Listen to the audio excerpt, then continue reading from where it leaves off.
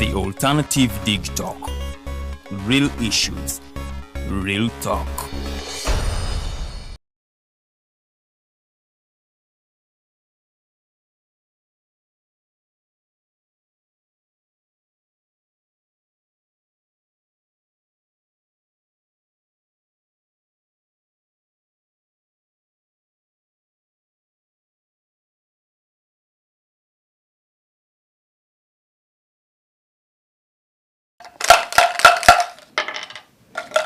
Good evening to you all. It is the political dice. In picture of fuzi tuguse nyo natera. Atenge no wiki muna yatani kona light note. Twai tulia nga twai kuna enambole ku Nelson Mandela Stadium. Muna yenga chazizo mukonga ole tumukuba binya atenga muna iwe twave South Africa ne twaina ya malidi. So etwogerera tusabe nnyo kubanga chances are high. Muli bakusabira. We are potential. No. Obviously okusaba. Nebambirwe muwangudde mukuba kerere. Mulinga bannaffe bali eri. Abaliwa. Farida, twawangula atenga we twogera tukola bulungi by the way. So we have another match in November and we can't wait to go and support. Tubakube. Njagala okutumirako mmwe mwenna bannayuganda nga temwagenda kulaba mupiira gwa Uganda versus Congo naye nga mwagenda olwokubiri ne mulaba ogwa Cameroon, was it Cameroon? Cameroon. Olwokuba ali mwagala okulaba onana. Oli kipa waffe tukole kinanga tubida. Moyo mutukuvu kabakeko mutegeere nti Uganda ye yammwe era ngoyo gwe mwagenda okulaba yadde kipa wammwe. Tabajjako kuba nti muli banna Uganda. Okay. Farida, what do you have in store for us? Njagala okubala musaaho mmwe n'abanna Uganda ababufu n'abatali babufu nti eno ye show yammwe gye mulina okubanga mwetanira sobola okubanga tumanya biki ebigenda mu maaso mu ggwanga omanyi bw'obanga oli mu buufu obubuufu obeera otya nti okugoberera ebitambula mu nsi eyo kati tuba tugguse ku political days naye nga tusooke neggulire eritali ddungi kubanga lyatunyikiza emyoyo era nga tuyina eyo gyetuva atera gyetudda so amawulire ag'okufa kw'omukyala Honorable Sarah Mateke abamu bamuyita Mateke abalala Mateke but pronunciation depends waje wazaalibwa nedda pronunciation z'amanya zisinzira waje ozaaliddwa kubanga waliyo pronunciation nugutas letters ezitambula ne gyoba osinzidde nga ne banagikukaka ewammwe teriiyo ngewammwe teriiyo so it is okay naye nga amawulire tegaali malungi era nga twafuna amawulire ag'okufa kw'omukyalo oyo era nga kikakasibwa nti yafa cardiac arrest obwono babulwadde bwa mutima mutima gwekanga awo ne gwesiba omulundi gumu bagenda okuwalawala wuuyo mu ddwaliro bw'obanga Mukama Katonda nga tannasalawo nti lunaku lwo oyinza okudda engulu bw'abanga yasazeewo nga lwe lunaku lwo nga yentuukoyo munnanga ate bwotyo oyinza obutatuuka mu ddwaliro so omukyalo oyo yayogeddwako bingi era abantu bangi bayogedde ebintu bingi nnyo era nga yatwalibwa wali eri ku All Saints Cathedral n'avaawo n'atwalibwa ku Parliament okubanga omwoyo gwe bagukubako eriiso evanyuma era awo ku floor of Parliament ku ssaawa 8 ng'omulambo gwe gutuusiddwawo ababaka ne beesologolayo ne batandika okubangayi bogerako ebirungi byakoledde by the way for the first time nti ndabye omukyala abadde aservingira ku side ya NRM the ruling party eri mu buyinza nti aba opposition bamwogerako ebirungi they set a precedent kubanga teriyo yayogedde ku mukyala ono kibi naye era omukulu Honorable Joel Ssennyonyi yabadde ayagala kuyitira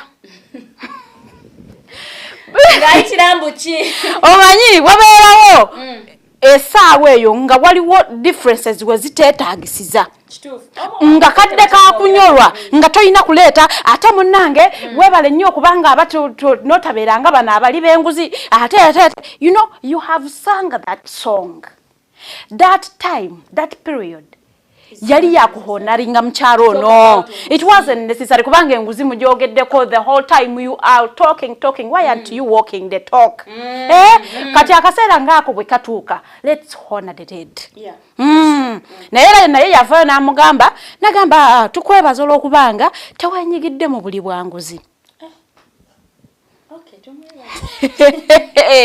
Omukulembeze lwaki nzirukira ku mukulembeze kangende ku for the first time she made me emotional. You saw her in a somber mood. Like name jirije yabulira nga abana tubere balungi eri abantu because you do not know when God is calling you. Yeah, I suppose she's going to kind of switch up a little bit nti newe mbanjogera bino bino yatajja na kunchimako because you know bera balungi eri abantu because you know death can come anytime and any day. In fact namulako ku vigil walo yali nayo zako ne kumunyi. Nemulaba bambi nenga and I felt I'm like bambi babadde ba mikwano. So na buli omu alumwa. Yeah, true. Buli omu alumwa. You know death is death. Yeah. Death temanyi bitiibwa. Death teina kyemanyi temanyi bugagga. Okufa ate tekumanyiriza. Mbuze namanyira okufiirwa. Era omukyalo oyo yagamba nze ngenda kubanga nkola ki? I adopt the son of the late. Nenebuuza sokolike. Kyalo nabadde simufumbo.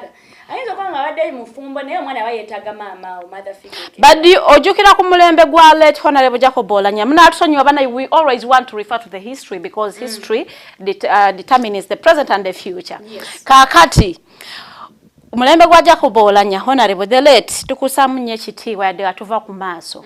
Yalina akaana ke yali mentoring a young boy. Kali kayita naye nnyo.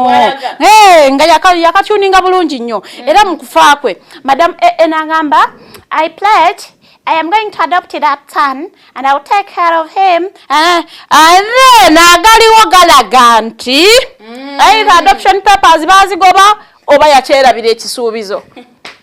By the way, I would oba yeetaaga abamujjukiza nti Madam Speaker you pledged something. It is okay to adopt. Yes. But it is okay no fulfilling of your promises in public because we do not want you to paint a good name in public and you are not fulfilling. Mulekerawo okuwa abaana abafiiriddwako abazadde baabwe hope ne mumala ne mugijjawo. If you are not going to fulfill, don't promise you are not on gun point. Okay, Farida, nkujje obusungu inabu. Farida, the fact that Chigambi Wambo Honorable ngatanaba kufa. Basina mtamzao all health cares. Ngate walibu kalwaliro kasobola mumuya. Era yafiridembo mukubo because that hospital was far. And kino kiraga kyeggwanga lyaffe. Because you're there, or your sentence ezizimba amalwaliro, ozijjawo ziwaroko. What if your disease happens ngati baswa flying out of a country there and then? You need to get at least the first aid from Uganda. Like the first treatment from Uganda. Because already bote bumanyi mukulembeze. Okitegeera nti bujja kulinda atosoko traveling wabweru anti omanyi munne bo abajjanjabira abweru privileged. But how about nofuna attack ngeyo nga wetaaga muna Uganda soka kukwata mbali kwa flying out of the country because our health care system is rotten. Yeah, it is bad. It is in a dire situation. Yeah, that even our president weta hina agamba about sponsoring yeyongere, but look at a full minister. Teyasobodde kimaking a why because teyafunye first aid mango. Era afiridde mu kubo nga tewali ddwaliro isowa mukolako kumpi we yabadde. I think kino kiddayo eri government. What are your priorities? Yeah. Is it the security okubanga mu bugiriza mundu eseka buli eteseka naye nga tugiraba everywhere oba okulaba health centers zemututerawo nga zirimu amala eddagala nga zirimu n'abakozi n'abasawo bano bemuli mu kugobambu abazadde babakoleki baba sponsoring for the 5 years. That goes, it is a question of the state. Yes. What are your priorities? Do you really still want to see people dying? At least ate bwekikwata ku baabwe bavayo ne boogera. So Mr. President ngagamba mbu ayagala baterewo facility ene y'abakungu. Yeah, Uganda tumanyiddwa, but also the present side. But Uganda balina okwemanyiza okugenda for full body checkups to know butya bwoyimiridde. That one I agree with him naye lwakuba nebuuza, do you think Uganda balina financial capacity eyo? Baye nakugamba Farida omanyi check up not even full body but a quarter body je gwera sente mwegwera a quarter the body. Go check ize musujja nina musujja, nina typhoid, nina ulcers, nina omanyi sente z'obeeramu. Sente mpitirivu. Very good. So if with our economy engeri weeri, if the president comes out and he thinks it's a solution, he should be serious. I don't think he's not serious. Mr. President, he's always serious. What makes you think? He should be more serious. As he wasn't serious when he was telling the internees, he was sponsoring Abayongere. He should be serious. Okay, yes, it is a good practice. And if you can afford, you should go ahead. Yes, if to those who can afford. But I really think and believe by government officials, but they can afford. Yeah. They can actually afford. Nati waliwo abatasobola. Fenga abantu bo wansi. Batuyita abantu ba bulijjo. Kati awo government ebe ino okuteekawo enkola ebasobozesa. Okuba nti basobola ogenda mu malwaliro ne babakolako ku check-ups. Ne bamanya batya we bayimiridde kubanga kintu ekya kirungi nnyo. Amalwaliro muga equipping Mr. President, you do not lose a thing. Okubanga your health system is up there. Kusinga tunabeera nga you are airlifting people okubanga babajjanjabira outside Uganda. Naye nga fa abana abasinga okubanga tulina army well equipped. We are not in war with anyone. Why are we equipping the army? The army. Anga twenda tusembeleza parliament basoka tusembeleza amalwaliro. Zaberenga gatuli kumpi and where they equipped. Ndoze yensonga tugikutte bulungi nnyo tujja kusaba omwoyo gw'omugenzi. Katonda gw'omuze mirembe. Weewaawo. Era awo tetubaddako tuba tutambudde ne wali ngambye tetubawadde ka footage. Tukabawo.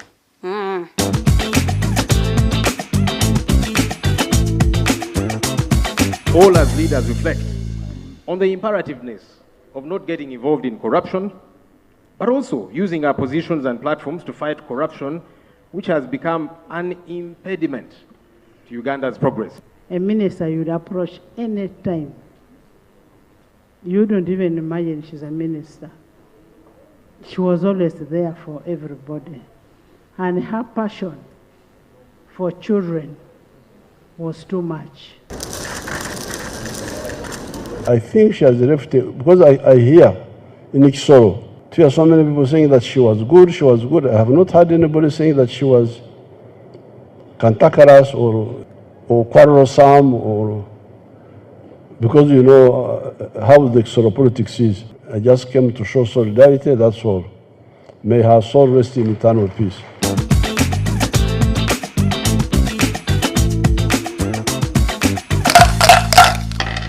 Farida, all the Bigamia speaker Gambia, we should be humane. And it is okay you people to be humane. Yes, it is okay, but let's walk what we preach. Because let's talk about the scenarios where speakers fail to be humane. Let's talk about Broda. Where was she humane? Was she humane at any one point? How? She wasn't. She wasn't.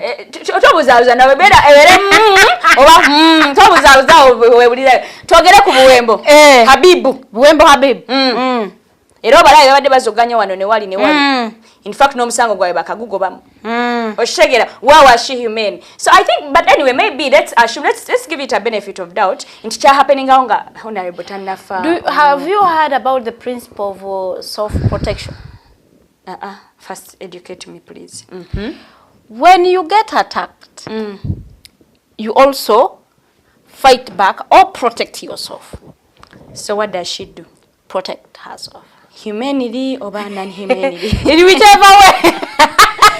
Anyway, wategedde buwembo omusango yawangu Danita. Matter of fact, honorable right Anita Anet Among. Mbu teyagenda mu kooti babaga baleta obujulizi. Teyagendayo mu kooti.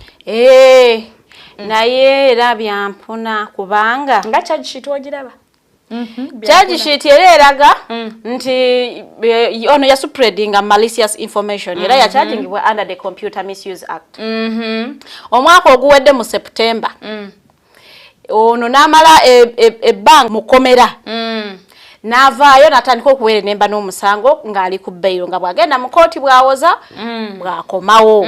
Kakati kooti netandika okusaba abawaaba lwongere lumpe muleete bannaye abajulizi balumwike omusajja nti kituufu yaspreading a malicious information ng'akoza Facebook ne WhatsApp gakwogase ne X ne bagenda ku luno ne bagamba naye abajulizi tujja baleeta ne bagamba court adjourned to the next date gye baba muwadde ne basaba abajulizi paka court we yagambye omusango tuguggaddewo kubanga temulina bujulizi bulumika mu ntumbu yakikola ekintu ekyo. You're unhuman about at that juncture. So kakati Buwembo Habib yavuddeyo n'agamba kakati it is the time eyabadde agoba okumugoba gukyusemu omuzannyo gukyuse naye kakati Anita abadde angoba it is the time asooka anjirire obudde esente zembadde mpa balooya nebbanga lyamala mukomera byonna byangu agenda kubinsasulira ne mga kati twogera ku sente ngammeka nagamba sente yagambitirivu nnyo engeri gye nendi charginze Farida omuntu wa bulijjo engeri yemu ayincharginga ne honorable Mulamba azili speaker Mulamba no so awe tuli chani cha akate kikyaliko kati kiddaludalu ati abasemo okugoba it's a good decide because echebuzwa amulilirira you never know. Okay, you never know that woman has money but I don't think nti ayinza okudda mu ebyo era basobola okubeera wamanyi justice gwanene Uganda esobola okubeera delayed ne batagikuwa it is also that justice denied nti bagidelayinga wono tandika okuba abasukulu balina okulya byo walina okulya n'otuuka n'okivaako n'ogamba nkoye nkazi atwale sente ze sikyazaagala kinono kiraga ki kyogera ku bintu bibiri eri justice system ne bano abakwata abantu olwokuba personality gunda antumye tomaina kyekwatirate okutta omuntu omukutte bubi kubye nenye bakubuza akoze eki ogamba bla simaine nange bangambye mukwate omukulu Buwembo agamba nti omukyala speaker wa parliament yagamba nti Buwembo amutiisa tiisa okumota so she was doing self protection agamba mukwata so kajira abeera mu nkomyo atama ne amuta ngalekedde amutiisa nja kuba beba kunyiganyika mnoga naye ebyo mbadde njogera bya sigera mubitegeeza kakati agamba ebigambo bya speaker byamwononera erinnya byadamejinga image ye kubanga he is a politician he is a husband he is a father so kakati ebyo byonna ayagala omukyalo oli abimusasule Buwembo nze kankusabire tulabe Buwembo tumulabe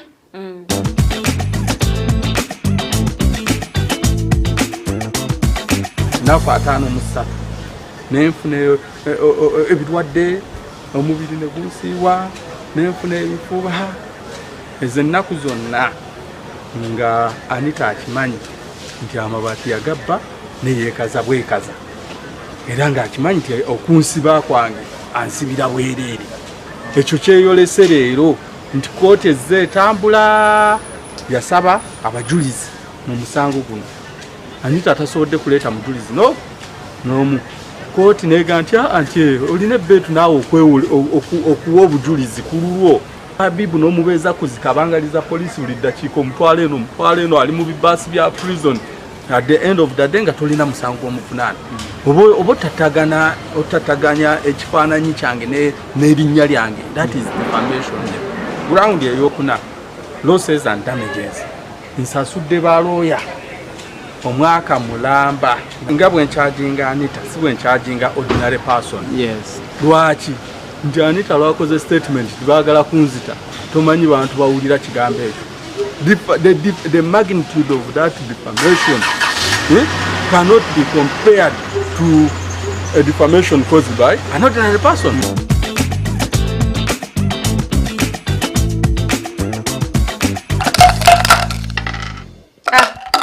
Omukulu ondowooza omuwulidde kati waneeno kwe kugamba nti kati kwe kubiibya sagala kosa Luganda luno olwaffe abibya olw'ensonga nti bwe babanga babadde bakuvunaana ekisango n'okiwangula nga yakuvunaana talina bujulizi kati kabakaddeko naye ng'omukulu agamba kati esente zagenda okumusaba naye nze njagala kujjukize Buwembo tobeeranga luli olw'omukulu katolu bwama bwote wajja waneno n'owabira leti n'omutwala talina bipapula omusango tebagenda ogusala ng'omusajja takyali ku nsi like he said there will be delays uncalled for akati delayed justice eyinza okuleetera ebizibu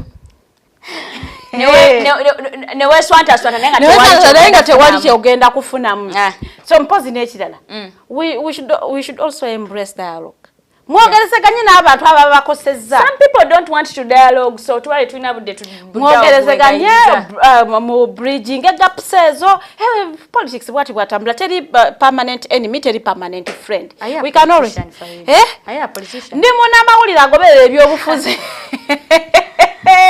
nenga tukyali ku mukyala Madam Speaker abaana tebamuli bulungi omukola left right and center ono aba yakamuwummuza oli n'amukwatamu ono aba yakatuuza wano twakawummula ebya Supaya ne Agatha mukazi yakatandika okunywa ku lwendo lw'amazzi abamaaki tu parliament nabo bakakanyemu ne tufuna lawyer n'akwata peni n'olupapula nakutiza nakulukunya n'awandiikira UK tekimala kubanga beba ku stop nabo kane USA naye European Union mze nsaba I am a citizen of Uganda, law abiding, amateeka nagasoma nga tegeera bulungi nnyo emisolo nsasula era nammwe mukimanyi bulungi nti omukyalo ono gwe mukkiriza okusaalimbira mu territories zammwe muli wanguzi akozesa bubi office ye alya sente z'abantu zawiwa musolo mumuteekeko envumbo aleme kudda wammwe nawe muteekeko envumbo mukoppe bannammwe mulinze eki ebintu bino okubiraba mubifreezing kale mubireete mubitugabire bwato siwako bwera ebbaluwa ya lawyer Innocent ayine byona ng'awandiikira EU ng'abasaba bateke ku Madam Speaker of Parliament Anita Annette Among sanctions okubanga taddamu kusaalimbira mu territories za European Union. Already teyatugamba yetisa omusalaba gwaffe gonna nga mutaddeko sanctions bbiri zokka kati leero nagenda gamba ki agenda gamba ensi yonna eri ku ebbaluwa eno ya attracting public attention nagirabye wetambula left right center yeetalidde neddeno nagisukuma aya nagireeta bw'ati n'agamba will EU act we are waiting amaaso tugaba mwegesebwe twagala tulabe are you going to act the good thing you received and acknowledged the receipt so that means we are waiting for your action. Okay. Farida no munenge later nze wennagisome nengamba baloya nabo bajjeyo enjala eri speaker nengamba wayi kanonyeko omwami ono kanso ino mubuuze kale ekiwandiko manyi kinzobere ekiwandiko nkiwoza kichenga sikiche kanso what did you want to elaborate exactly in the letter? Is it true that that's what you wanted nabi dobozi liye lwaki muyikiriza speaker lwaki omukazi muyikiriza abantu mwe katuwulire eddoboozi lya kanso Innocent anino byona.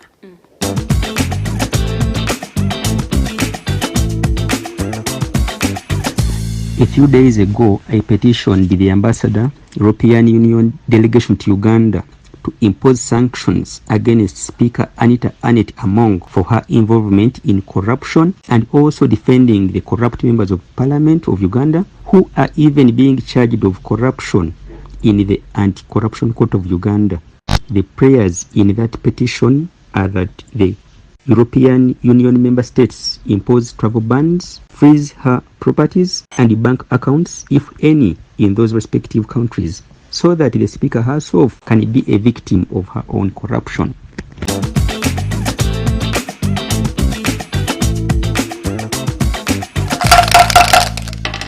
Ndowooza omukulu mwewuliriddeko akombyeko eri magamba naye these countries should also act accordingly. Please emulate, don't just copy, emulate bannammwe. Kinono kyaddiridde olw'ensonga twalabako Madam ng'agenze wa popu okutwala abalongo ngamba bana abalongo si basiraamu magogo si musiraamu nagamba okay twala abalongo bo naye ffe twagala bakuteekeko envumbo tulabe gyonna addamu okubatwala.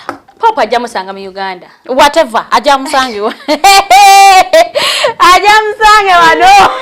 So So no ebyo ebigambo si byaffe bya kanso innocent ayine byona eyensonga mba sigenda gyongerako gwali mu kulwanyisa enguzi nkubiriza what are you doing in your capacity as a citizen of Uganda abasoma bawandika abatasoma okola ki in your capacity tandikira woli kubanga olwanyisa enguzi gigane bwe bakuwa change ayitiridde ku dduka waddeyo mutwalo bakuddiza gumu kasanvu lwaki akasanvu tokazaayo bana yoboba bubbi zawo bavuddewo ngano tugoberere story eyaba FD sasa tumomukaga bebakwatire Kenya ne babaleeta wano baba charging terrorism era nga bano ba chargingibwa mu court ye Nakawa era weno week ewedde balabiseeko mu court ne ba representing baba kanso babo mwabadde kanso kato tumusime waffe wano betumanya obulungi era kusinza ku balooya bwabe basabye abantu babwe bakiikirira babawe ebintu byabwe biboogerako babaddize passports zaabwe babaddize ATM cards because abana baddayo ku masomero ate most of them are parents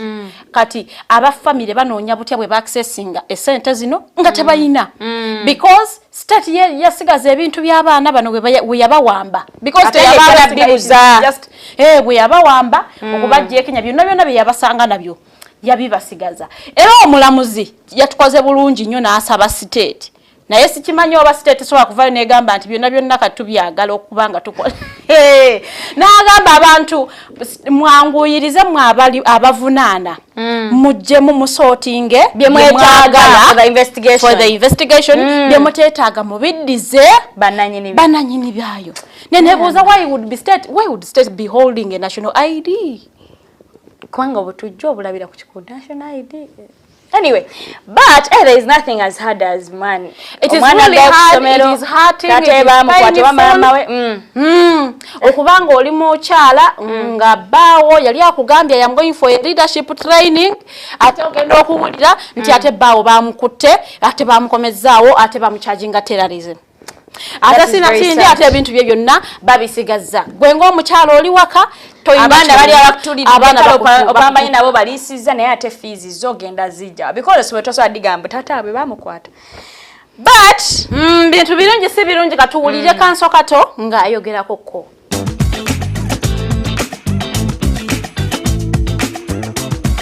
kuba tusuubira neze enkolola ze muwulira nga bakolola nawe yaffe ntinze kiva ku ngeri gye babakwatamu n'okutulugunyizibwa kwe bayisibwamu abantu bano balina abaana ate kano akadde k'abaana kudda ku ssomero jjukira engeri gye bali mu kkomera tebalina ngeri gye batukirira zibbanka zaabwe ez'enjawulo okusayininga akasente ka school fees kasobole okuweebwa abaana abo baddeyo ku ssomero.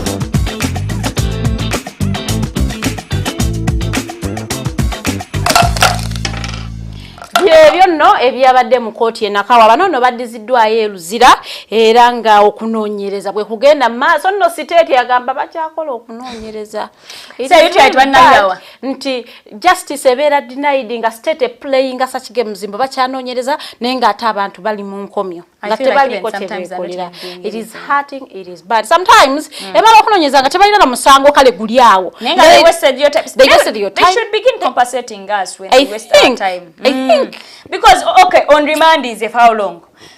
And you find sina musango. So Rachin Zenvida Mwa. Bakutabu no waliyo gwabata after 11 years. Imagine. Court found them not guilty after 11 years in prison. But and these people were not compensated. It is really bad. Actually, I think lawyers should take on that.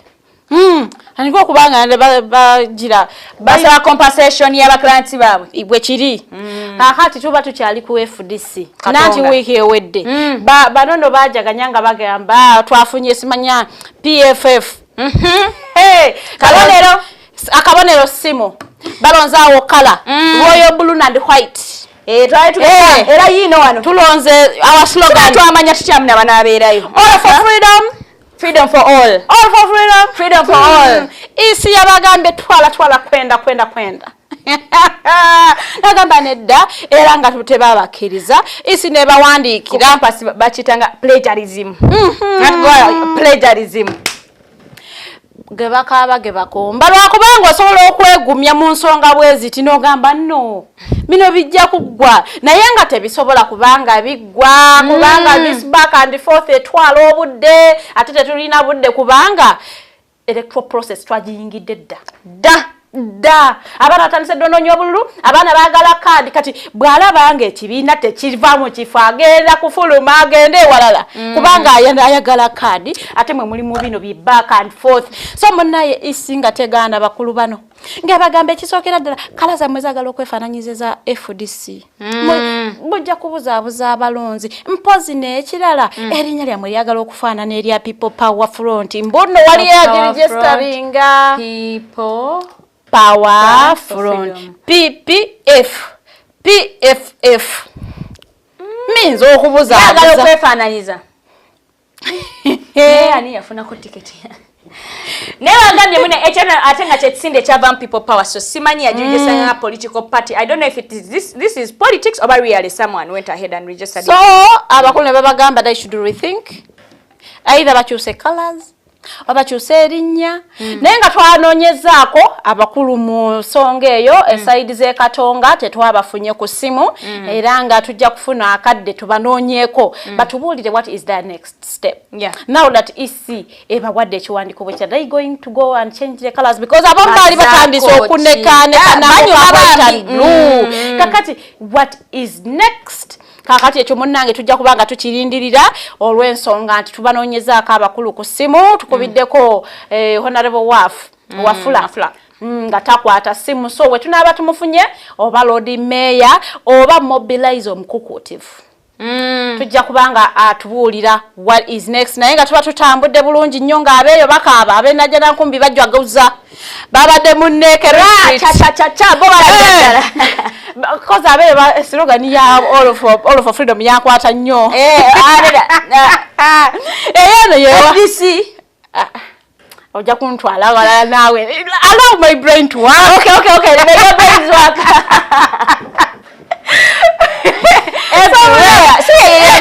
yali abakatonga nje yali ya generally fortunate naye dogerako bali bali na mkuso one Uganda one people one Uganda madenka nani okuva Dr. Wesley yalekeza okwe yalekera kakozesa ade kabuze mugongo neka komyewo kakati power Patrick Opoy Amriat yaba babadde bali muneke bazina gudigude ngabe bali mu retreat because bali ready for the elections they are ready they are moving as their plans you're playing with fire they are playing era bano bagamba era bo bakimanyirawo they knew these ones are not going anywhere tabalina lugendo wabula bagala okuwudisa banna Uganda ningambo otyo bantu mwete mu temuyina kisa this politics itaina kutwawula mukulu yatuyimbira akalulu tekatwawula obululu tebutwawula bwe kuba tukulonda tugende tulonde bano babadde muneke retreat era nga balesa abakulu okubanga babasomesa ku conflict resolution when conflicts happen how do you resolve these issues and all come back to the drawing board mutandikirawo should we expect them to go back to Katonga and Batanga? I do not think so, but maybe this is for the future. Maybe they realized they didn't handle these issues the way they were meant to be handled. Yeah, they're right, probably. And so they decided to get some training, and it is okay to seek for knowledge where you feel you do not have enough knowledge. And it is good to realize your mistake and you're like, okay, yes. I can correct this. So we want to applaud you, Mr. Power, for that. Era nga abantu beyo bali mu kukola ki bali mu twabagamba so tujja kubanga tugoberera stories tulabe ate butya bwe banabanga bakola ki batambudde naye nga zonna enjuyi zombi fe tubaagaliza kisinga we wish you the best era nga bwe tuyingira 2026 we shall be following you both mulesani we shall be updating people about you we shall be updating banga fete tuina gwe twagala mwenna tubaagala te mwenna tetubaagala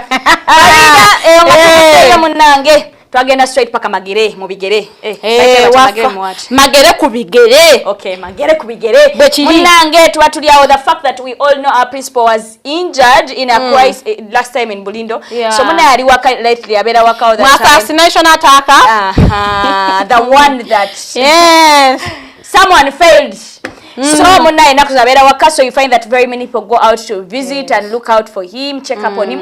Mwadde wabera munaye yabadde over the weekend. Yes, we saw a number of people go visit the former Katikiro Dan Mulika yabadde omu ku bantu abagezi bakyalira munaye fada. Then Jeno Muntu bulijjo mubuuza aliwa. Yes, yabadde omu ku bantu abagenzi okukeberako ku mukulu waffe principal. And then n'abantu abo b'enjawulo bangi nnyo. Twagala okubeebaza for standing in solidarity with Mr. President. Yes. Era mwebala okulaga omwoyo gw'obumu ogwawamu. It is what we need in politics. Si byakwegwala nawalana ate mwena mwagala kujjako dictator ffe bwe mulaba. Osanga ffe gye tukumulaba. So mbanga mulina omulabe y'omu, you wouldn't want to make yourself important. Yes. Atenga mwena muli balaba atenga already mulina omulaba omulala. So we want to thank you for standing in solidarity with the President Kyagulanyi Ssentamu Robert. Ku nsonga eyo yennyini nga tetunnagifuluma omanyi twagamba ffe ng'abanuupu tetukiriziganya muwuli bwanguzi era oyo yenna ali enguzi tetugenda kumusonyiwa yadde okumutira ku liiso.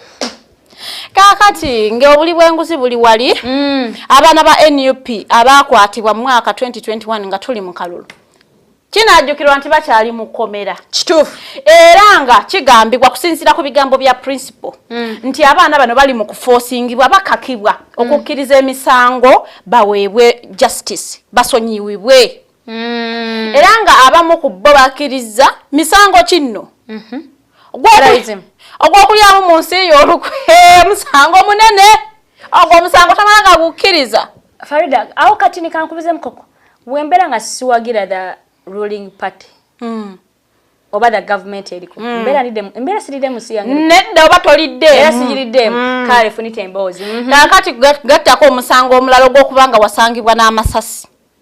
Atenga baga basanga nabo awo namba bakwatira ku bbala babasanga batya n'amasasi baga bakuba munda. They were found in possession of military stores.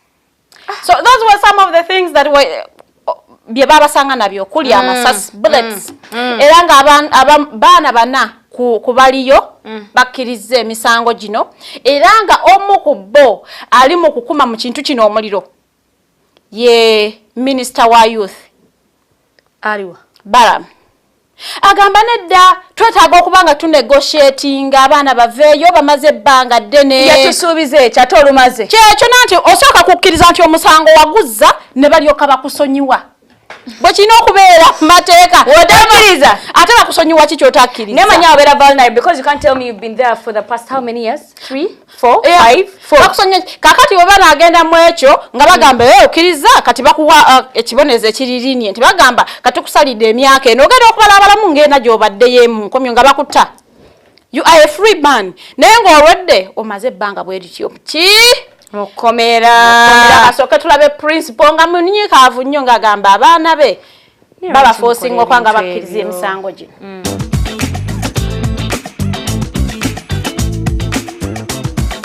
Oluvannyuma lw'okubaleeta mu kooti nga babazaayo emirundi egisukka mu 56 nga naye tewali kiva mu kooti emirundi 4 nga abalooya baffe bagenda okubeeyimirira naye bail application nya ne bazigana ng'ensonga gye bawa bagamba nti bazadde baabwe ababa bazze okubeeyimirira si bantu basaanidde obeeyimirira. Twatuuka n'okusindika bamemba ba parliament okubeeyimirira naye kooti y'amagye n'egaana. Oluvannyuma lw'okubaleeta mu kooti nga babazaayo emirundi egisukka mu 56 nga naye tewali kiva mu kooti emirundi 4 nga abalooya baffe bagenda okubeeyimirira naye bail application nya ne bazigana ng'ensonga gye bawa bagamba nti bazadde baabwe ababa bazze okubeeyimirira si bantu basaanidde obeeyimirira. Twatuuka n'okusindika bamemba ba parliament okubeeyimirira naye kooti y'amagye n'egaana. Kooti y'amagye tewaliyo kuwa kitiibwa ddembe ly'abuntu, tewaliwo kulowooza ku ddembe lya muntu human rights. So bo bagenderera ku making sure gy'oli bamwogeza kye bamwogeza oba bakoze batya oba bamutulugunyiza batya oba bamunyigiriza batya baagala kumwogeza kye baagala ayogere kubanga bw'oba mukkiriza emisango gino abatasobola kuvaayo mu kkomera ate n'abaggulako omusango ogw'omusiba mu bukyamu.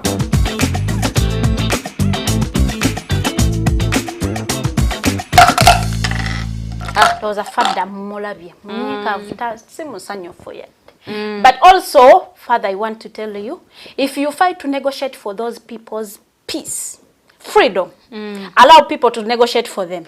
Yeah, because you actually managed to negotiate for Nubian Lee and Eddie Mutwe's freedom, and you failed to negotiate for those people's freedom. I am not saying they should accept, but also if it is that the only way that they can get their freedom, please let them. Farida, they were negotiating that we no longer see them going to report for bail. We do not know whatsoever. So, Farida, many people kuwaga yunga sibi bali ku file ne file kumenya file rumor.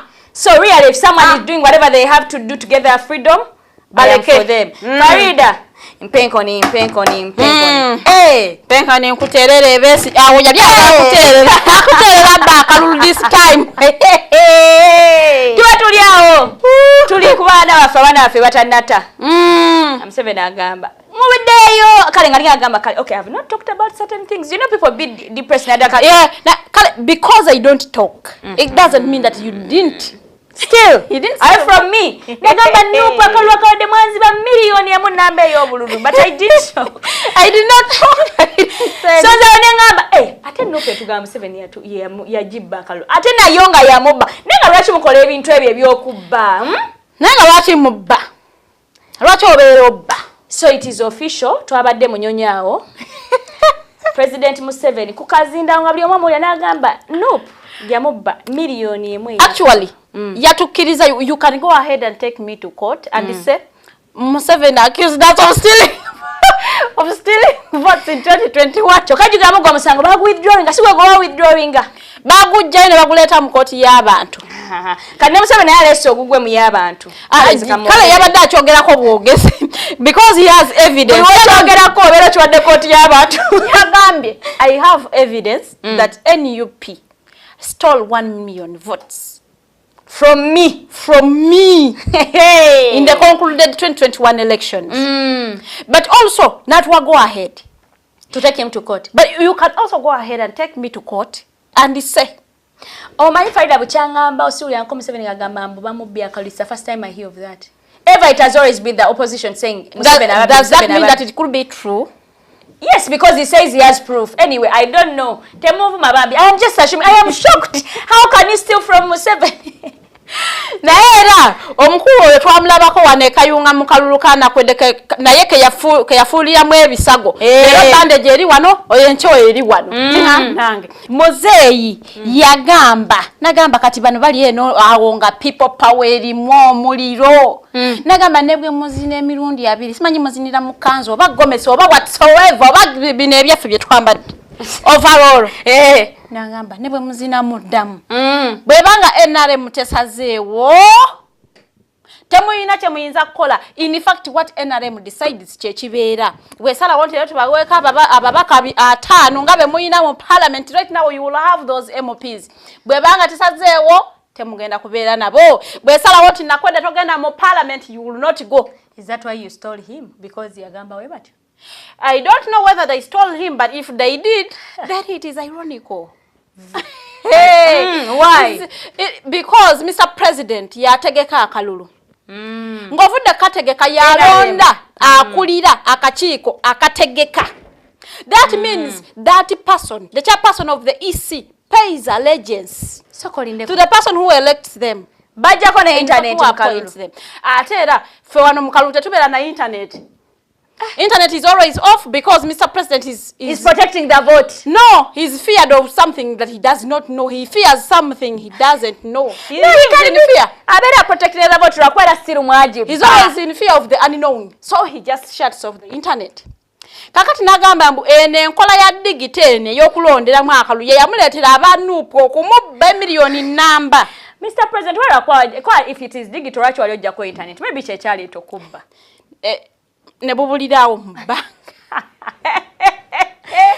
But on a serious note, Mr. President, we love you so much, but also ebintu ebimu ndowooza tulekere ngaawo okubigamba bana Uganda. We have the ears but we are not ears. Tulekere okubigamba bana Uganda because they know what has transpired. They know everything because bewabadde ogamba sibalina lwaki babadde baseka. I have been asking. Tanga Odoi. I saw you emphasizing some point that was actually it wasn't coming out very well. What were you emphasizing? Nene da Farida. It just seemed like Tanga Odoi was nabagamba babbo. Nzalo sense nandi wade swaina ko bizukwa nalabe ne in-lawing daughter in-law nga naye insukozia zile zaga mota, but then abakubye mu ngalo, why were they clapping when Mzee said they stole the vote? Were they affirming? Nti wabale kuchogera tubadenga tu. They promised. I think they were affirming. Mzee kitufu chayogera ko kitufu balinga abachachi musumba kitufu ekyo. Naye nja kukuba abantu. As in they were affirming. Tukyali kuchapa omukulembeze w'eggwanga okutugamba mbu aba NUP babba akaluluke ate first lady natugamba abaana mbawo obuji n'amata tusooke tulabe president today ne story ya first lady.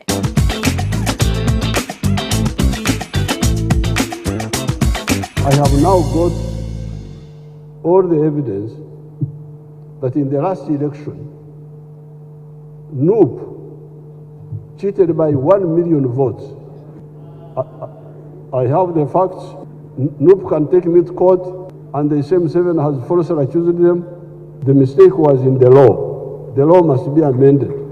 The law must provide that if the machine doesn't work, you suspend the elections. Forget.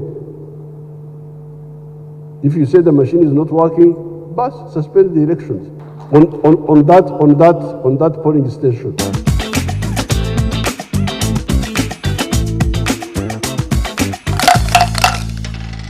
Oza omukulu mwewuliride bulungi nyo yabadde serious nga taseka nga tasanga. Kakati ensonga eyo fe tugimaze. Etudde wa first lady naye yabadde ayogerako eri eggwanga because she's the Minister of Education and Sports. Natutegeeza nti banaye abaana buli lwe bali obubi ne gye basoma tebabitegeera. Why would a parent send a kid to school nga tamupaakingidde byakulya? Who does that? Natunyumiza ne story ye nga bwe yali Tanzania. Ngagamba bannange nze muzeyi yali alwana naye nze nga I fend for my kids. Eyo story sigenda jigendamu naye yagambye abaana abazadde musobole okunoonya mbuno omukyala ayiya yiyiza abaana bo omupaakingire ejji n'amata. Omwana buli lwali obulungi obwongo bwe bukula bulungi ne byasoma n'abikwaza. But that is really true. But can it work here in Uganda? Okay, it given is the financial situation work. that is there, the economy. How many families can afford amaji? Oyono yatugambako Lumumbu, she feels touched. Okusanga obwana babwe bakeza ku sawa 11 ku basi. Mbulwa cha abazadde temu dropping abaana ngamba she doesn't know. Mbu bana Uganda basinga tebalina motoka. Isagala abantu bali batwefulirako simayanga alingango lyo yagambye humane. Sala wefule you feel touched, what have you done? Nati takuwa option ni dropping option. Gwenga gwe Minister of Education, do something. Like what?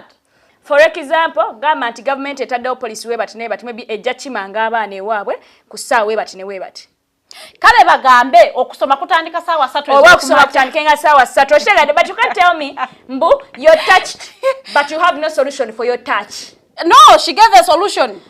What makes you think the solution will work? Olaba, I am someone who does charity. I believe in charity. Watugenda Muslims and you're touched. You're influenced to a point that odina forced to kwayinga to your joina. So that this person omulabi akwasize kisatalina kyakwambala afune ekyo kwambala. But to getting attached no gamba banendi touched government jango owa abantu bane ekyo kwambala no gamba bambi tayinanga to bambi tayinanga mama rashta muguliranga. That's not how you get touched you. Oyo fenna abasoma European history twasoma ku Maria Antoinette obagwe tuyinawa ne Uganda. I am just doing comparison because twagamba we study history to relate with the present and then determine the future. Awomba ntambudde ngangeza kwano minister waffe. Wasoma Farida nasomera dda. Kale tutwale ku minister waffe. What is disaster preparedness? Lilian Abba. Olononga kakati omukyalo oyo ng'akwata essente obukadde 18 ng'abutwala bukolokolo paka Kiteezi 18 million ngaziwa abaana Uganda 18 abaafuna ebisago mu njega y'Ekiteezi. Buli omu akakadde aka kamu Uganda n'agamba nti zino esente zizze naye tebanna determine size zenkomeredde so buli eyakosebwa mu njega y'ekiteezi ajja kusasulwa so ministry ye ne state okutwaliza wamu bacha following up, they are planning on how they can compensate these people. The funny part is the fact that usually when ekintu katikangezenga parliamentary sittings wezijja bajja kwogera mu billion ababaka betaaga mamotoka bajja kwogera mu billion, but when it concerns a Ugandan's life, like Ugandan citizens of Uganda's lives, awo laba milioni 2 nga zivuddeyo milioni 10, because tell me, with all that population, as in you take 18 million, lete wasiwadde kwogera mu billion, but had it been million esente ndala zikyajja. Stop joking around certain things, because right now senga billion is aitadda sente ndala zikyajja mukyala tegeezeza they are still planning. Sente ndala zikyajja. They have been planning for how many months now? Naye akakadde kayinza kukolera ki mu Uganda wano? Madam Liliana Ba wali emakerere wali nga kale nawe toli bulungi kubanga omwaka gonna liyo nga nkulaba. Akakere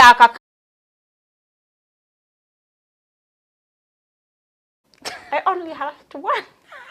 Not women, but a woman. I arrest a woman. Ebyo nga tubitadde bali Trump yavuyiza mweno debate yonna era Kamala Harris scored. So now we get a female